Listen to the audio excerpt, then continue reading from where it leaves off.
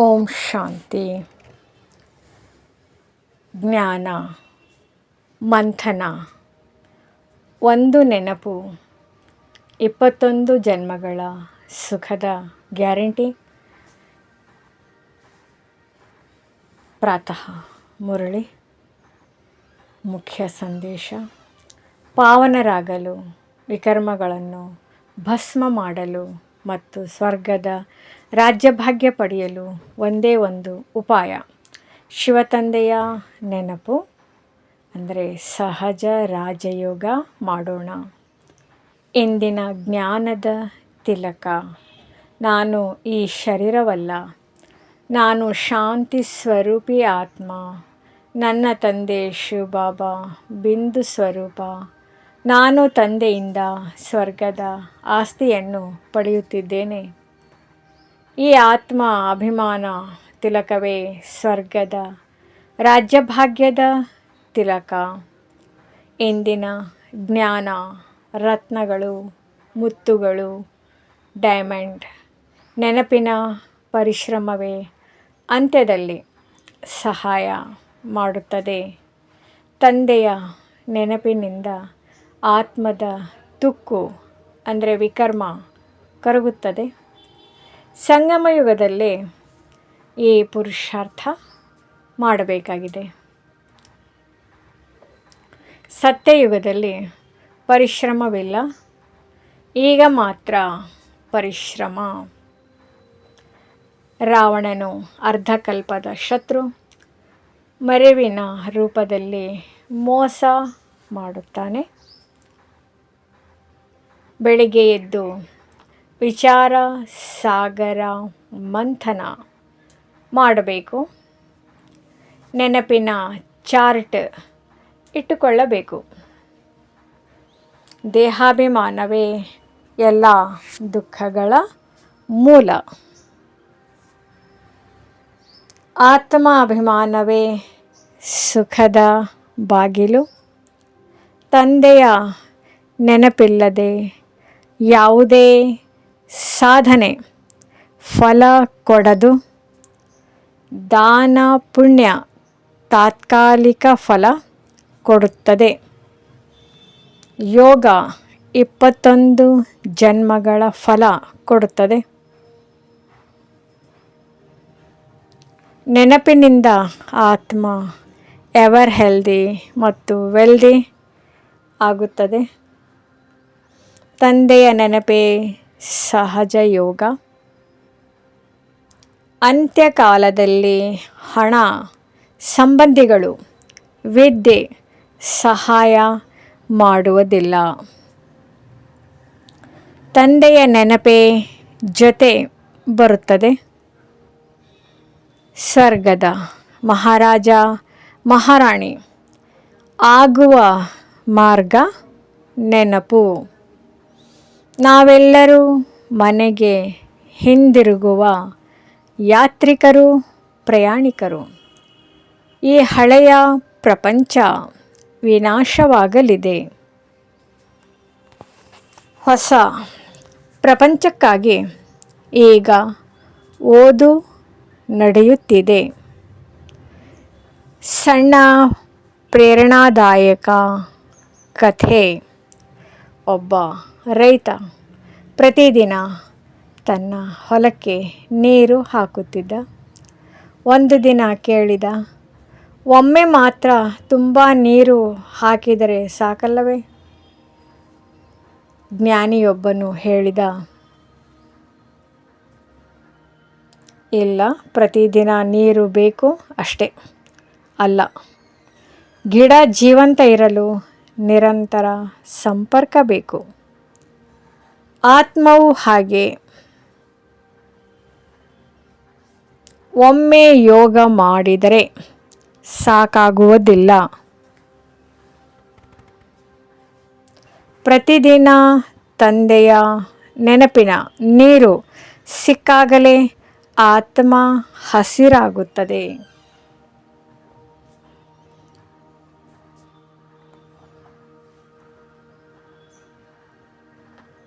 ಭಾಗ 1. ಒಂದು ನೆನಪು 21 ಜನ್ಮಗಳ ಸುಖ. ಆಪ್ಷನ್ 2. ಸ್ವರ್ಗದ ರಾಜ್ಯಭಾಗ್ಯದ ತಿಲಕ ಹೇಗೆ ಸಿಗುತ್ತದೆ? ಆಪ್ಷನ್ 3.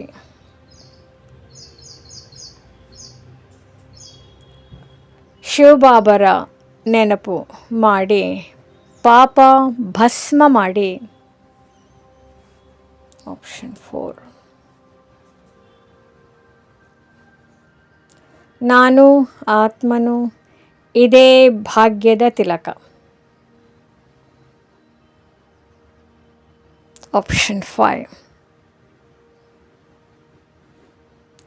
ಸಹಜ ರಾಜಯೋಗ ಸ್ವರ್ಗದ ಗ್ಯಾರಂಟಿ ಮಾರ್ಗ. ವರದಾನದ ಸಾರ. ಶಬ್ದದ ಸೇವೆಯ ಜೊತೆ ಅವ್ಯಕ್ತ ಸ್ಥಿತಿಯ ಸೇವೆ ಮಾಡಿ. ಮಾತುಗಳಿಂದ ಮಾತ್ರವಲ್ಲ, ಸ್ಥಿತಿಯಿಂದಲೂ ಸೇವೆ ಮಾಡಿದಾಗ ವಾರಸುದಾರರು ಆತ್ಮರು ಸಿದ್ಧರಾಗುತ್ತಾರೆ. ಇಂದಿನ ಸ್ಲೋಗನ್: ಆತ್ಮ ಅಭಿಮಾನ ತಿಲಕ ಇಟ್ಟು ಶಿವತಂದೆಯ ನೆನಪಿನಲ್ಲಿ ಇರಿ, ಸ್ವರ್ಗದ ರಾಜ್ಯಭಾಗ್ಯ ನಿಮ್ಮದಾಗುತ್ತದೆ. ಮುರಳಿಯ ಮುಖ್ಯ ಸಾರಾಂಶ: ಪಾವನರಾಗಲು, ಪವಿತ್ರರಾಗಲು ಇಡೀ ಬ್ರಹ್ಮಾಂಡದಲ್ಲಿ ಕೇವಲ ಒಂದೇ ಒಂದು ಉಪಾಯವಿದೆ. ಅದುವೇ ನಿರಾಕಾರ ಶಿವತಂದೆಯ ನೆನಪು. ಈ ನೆನಪಿನ ಪರಿಶ್ರಮ ಮತ್ತು ಅಭ್ಯಾಸ ಒಂದೇ ಬದುಕಿನ ಅಂತ್ಯಕಾಲದಲ್ಲಿ ನಮಗೆ ನಿಜವಾದ ಸಹಾಯಕ್ಕೆ ಬರುವುದು. ತಿಲಕ ಮತ್ತು ರಾಜ್ಯಭಾಗ್ಯ. ನಾವು ಸಂಗಮಯುಗದಲ್ಲಿ ಭೌತಿಕ ತಿಲಕದ ಬದಲಾಗಿ ನಾನೊಂದು ಚೈತನ್ಯ ಆತ್ಮ ಬಿಂದು, ಈ ಶರೀರವಲ್ಲ ಎಂಬ ಸ್ಮೃತಿಯ ತಿಲಕವನ್ನಿಟ್ಟುಕೊಳ್ಳಬೇಕು. ಈ ಆತ್ಮಿಕ ಸ್ಥಿತಿಯೇ ನಮಗೆ ಭವಿಷ್ಯ ಸ್ವರ್ಗದ ಮಹಾರಾಜ ಮಹಾರಾಣಿಯಾಗುವ ರಾಜ್ಯಭಾಗ್ಯದ ತಿಲಕವನ್ನು ತಂದುಕೊಡುತ್ತದೆ. ಧಾರಣೆಗಾಗಿ ಮುಖ್ಯ ಸಾರ: ಏಕಾಂತ ಮತ್ತು ಚಾರ್ಟ್ ನಿರ್ವಹಣೆ. ಬೆಳಿಗ್ಗೆ ಬೇಗ ಎದ್ದು ಜ್ಞಾನದ ವಿಚಾರ ಸಾಗರ ಮಂಥನ ಮಾಡಬೇಕು. ದಿನವಿಡೀ ಬಾಬಾರವರನ್ನು ಎಷ್ಟು ಸಮಯ ನೆನಪಿಸಿದೆ ಎಂದು ಚಾರ್ಟ್ ಇಡಬೇಕು. ಹೊರಗಿನ ವ್ಯರ್ಥ ಸಂಕಲ್ಪಗಳನ್ನು ಬಿಟ್ಟು ಕ್ಲಾಸ್ ಹಾಲ್ ಅಥವಾ ಮೇಲ್ಛಾವಣಿಯಂತಹ ಏಕಾಂತ ಸ್ಥಳದಲ್ಲಿ ಕುಳಿತು ತಂದೆಯನ್ನು ನೆನಪಿಸುವ ಪರಿಶ್ರಮ ಪಡಬೇಕು. ರಾವಣನ ಮೋಸದಿಂದ ರಕ್ಷಣೆ. ದೇಹ ಮತ್ತು ದೇಹದ ಸರ್ವ ಸಂಬಂಧಗಳನ್ನು ಮರೆತು ಅಶರೀರಿಯಾಗುವ ಅಭ್ಯಾಸ ಮಾಡದಿದ್ದರೆ ಮಾಯೆಯು ಅಂದರೆ ರಾವಣ ಮೋಸಗೊಳಿಸುತ್ತದೆ. ಲೌಕಿಕ ವ್ಯವಹಾರಗಳಲ್ಲಿದ್ದರೂ ಬುದ್ಧಿಯಿಂದ ತಂದೆಯನ್ನು ನೆನಪಿಸುವುದರಿಂದ ಆತ್ಮದಲ್ಲಿರುವ ಕಲ್ಮಶಗಳು ಅಂದರೆ ಚಿನ್ನಕ್ಕೆ ಸೇರಿದ ಬೆಳ್ಳಿ ತಾಮ್ರದಂತೆ ಕರಗಿ ಹೋಗುತ್ತದೆ. ಆರೋಗ್ಯ ಮತ್ತು ಐಶ್ವರ್ಯ. ಭಕ್ತಿ ಮಾರ್ಗದಲ್ಲಿ ಆಸ್ಪತ್ರೆ ಕಟ್ಟಿಸಿದರೆ ಮುಂದಿನ ಜನ್ಮದಲ್ಲಿ ಒಳ್ಳೆಯ ಆರೋಗ್ಯ ಸಿಗಬಹುದು. ಆದರೆ ಸಂಗಮ ಯುಗದಲ್ಲಿ ಈ ಈಶ್ವರೀಯ ವಿಶ್ವವಿದ್ಯಾಲಯದಲ್ಲಿ ಯೋಗಾಭ್ಯಾಸ ಮಾಡುವುದರಿಂದ ಭವಿಷ್ಯದ 21 ಜನ್ಮಗಳವರೆಗೆ ಎಂದೂ ಕಾಯಿಲೆ ಬೀಳದ ಅಪಾರ ಸುಖ ಮತ್ತು ಎವರ್ ಹೆಲ್ದಿ ವೆಲ್ದಿ ಸ್ಥಿತಿ ಪ್ರಾಪ್ತಿಯಾಗುತ್ತದೆ. ವರದಾನ: ಕಂಬೈನ್ಡ್ ರೂಪದ ಸೇವೆಯ ಮೂಲಕ ಆತ್ಮರನ್ನು ಸಮೀಪ ಸಂಬಂಧದಲ್ಲಿ ಕರೆತರುವಂತಹ ಕಂಬೈನ್ಡ್ ರೂಪಧಾರಿ ಭವ. ವಿವರಣೆ: ಕೇವಲ ಮಾತು ಅಥವಾ ಶಬ್ದಗಳು ಅಂದರೆ ವಾಚಾ ಮೂಲಕ ಸೇವೆ ಮಾಡುವುದರಿಂದ ಕೇವಲ ಪ್ರಜೆಗಳು ತಯಾರಾಗುತ್ತಾರೆ. ಆದರೆ ಶಬ್ದಕ್ಕಿಂತ ಆಚೆ ಇರುವ ಅವ್ಯಕ್ತ ಸ್ಥಿತಿಯಲ್ಲಿದ್ದು ಅಂದರೆ ಕಂಬೈನ್ಡ್ ರೂಪದಲ್ಲಿ ಸೇವೆ ಮಾಡಿದಾಗ ಆತ್ಮಗಳು ಬಾಬರವರಿಗೆ ನೇರ ವಾರಸುದಾರರಾಗುತ್ತಾರೆ. ಸ್ಲೋಗನ್: ಭೌತಿಕ ಸಾಧನಗಳ ಮಧ್ಯೆಯೂ ಬೇಹದ್ದಿನ ವೈರಾಗ್ಯ ವೃತ್ತಿಯ ಸಾಧನೆಯನ್ನು ಸದಾ ಜಾಗೃತವಾಗಿಡಿ, ಅಂದರೆ ಮರ್ಜ್ ಮಾಡಿ. ಅವ್ಯಕ್ತ ಸೂಚನೆ ಅಂದರೆ ಅವ್ಯಕ್ತ ಹಿಂಟ್ಸ್: ಸದಾ ಹರ್ಷಿತರಾಗಿರಲು, ನಿಮ್ಮ ಸ್ವಭಾವವನ್ನು ಸರಳ ಹಾಗೂ ಸಹನಶೀಲವಾಗಿಸಿಕೊಳ್ಳಿ. ಸಹನಶೀಲತೆ ಎನ್ನುವ ಶಕ್ತಿಯು ಎಂತಹದೇ ಕಠಿಣ ಸಂಸ್ಕಾರದ ವ್ಯಕ್ತಿ ಅಥವಾ ಪರಿಸ್ಥಿತಿಯನ್ನು ಶೀತಲ ಅಂದರೆ ಶಾಂತ ಹಾಗೂ ಸಹಜವಾಗಿ ಬಿಡುತ್ತದೆ.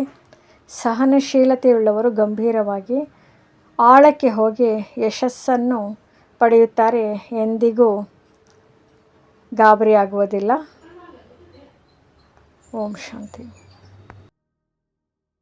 ನಮ್ಮ ಚಾನೆಲ್ ವಿಡಿಯೋಗಳ ಹೆಚ್ಚಿನ ಮಾಹಿತಿಗಾಗಿ ಸಬ್ಸ್ಕ್ರೈಬ್ ಬಟನ್ಗೆ ಕ್ಲಿಕ್ ಮಾಡಿ ನಮ್ಮ ಚಾನೆಲ್ಗೆ ಸಬ್ಸ್ಕ್ರೈಬ್ ಮಾಡಿ. ಈ ವಿಡಿಯೋ ಇಷ್ಟವಾದಲ್ಲಿ ಲೈಕ್ ಮಾಡಿ, ಶೇರ್ ಮಾಡಿ ಹಾಗೂ ಕಮೆಂಟ್ ಮಾಡಿ.